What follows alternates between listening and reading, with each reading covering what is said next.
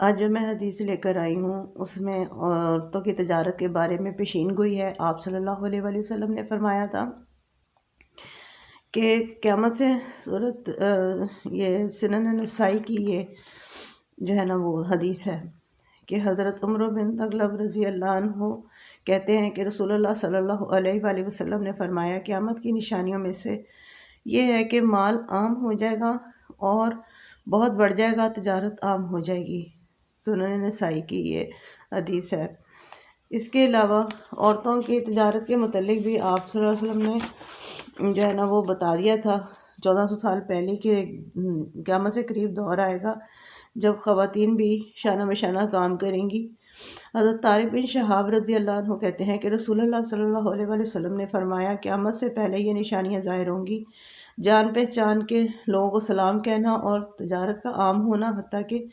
بیوی اپنے شوہروں کی تجارت میں مددگار ہوگی۔ تو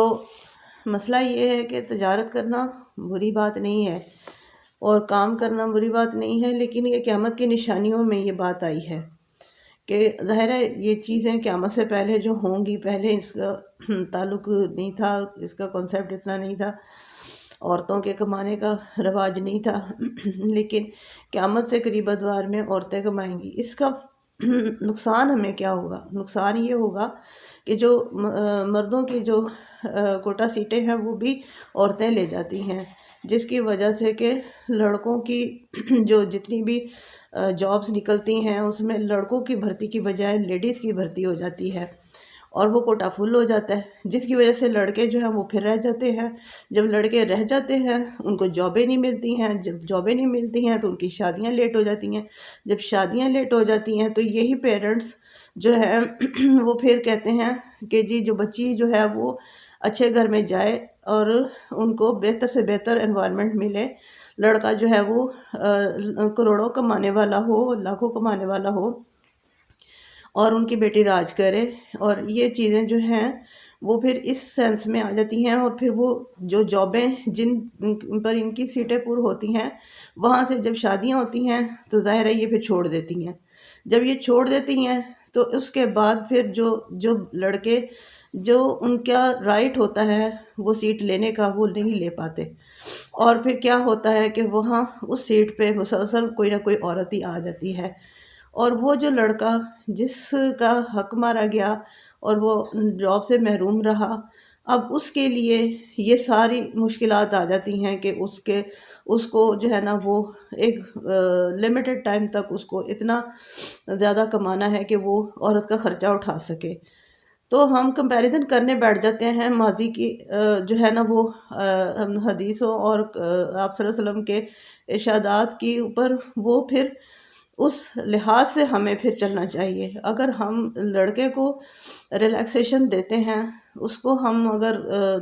ساری چیزیں ہم پرووائڈ کر رہے ہیں ٹائم پہ، تو پھر ہمیں اس سے اپنی ڈیمانڈ کرنی چاہیے کہ جی وہ لڑکی کو علیحدہ گھر دے، وہ لڑکی کو لیے ساری سہولیات فراہم کرے۔ لیکن اگر ہم اس کو چانس ہی نہیں دے رہے ہیں، ہم اس کو موقع ہی نہیں دے رہے ہیں آگے آنے کا، اس کو کام کرنے کا، اس کی سیٹیں ہم لے جاتے ہیں، ہماری بیٹیاں لے جاتی ہیں، اور پھر وہ لڑکے ویسے کے ویسے رہ جاتے ہیں، پریشانی کی حالت میں رہ جاتے ہیں، اور وہ کوئی نہ کوئی کام کر کے یا کسی نہ کسی طریقے سے چھوٹا موٹا کام کر کے کما رہے ہیں، تو پھر ہم کیسے ڈیمانڈ کر سکتے ہیں کہ جی وہ لڑکے جو ہیں وہ ہماری بیٹیوں کو راج کرائیں؟ خود انصاف کریں، آپ کیا کر رہے ہیں؟ ایک طرف تو آپ ان کے حق کو مار رہے ہیں، دوسری طرف آپ انہی سے جو ہے نا وہ تقاضا کر رہے ہیں کہ وہ آپ کو زیادہ سے زیادہ دے۔ یہ دونوں باتیں کیسے ممکن ہیں؟ ایک طرف سے سوسائٹی کو بیلنس کرنا پڑے گا، مردوں کا کوٹا اور عورتوں کے کوٹے کے لیے پورا انصاف کرنا پڑے گا، تاکہ وہ لڑکے جنہوں نے آگے گھر چلانا ہے، کیونکہ ان لڑکیوں نے تو جابیں ختم کر کے بیٹھ جانا ہے اور پھر انہوں نے بچے پالنے ہیں، تو جو ان کی ذمہ داریاں بھی اس بندے نے اٹھانی ہے۔ کیا ہمیں اس کو جاب نہیں دینی چاہیے؟ کیا ہمیں اس کی شادی کو آسان نہیں کرنا چاہیے؟ کیا ہمیں نکاح کا خرچہ اور ہمیں ہر تمام اخراجات ایک لڑکے پر سے منیمائز نہیں کرنے چاہیے؟ سوچیں ذرا۔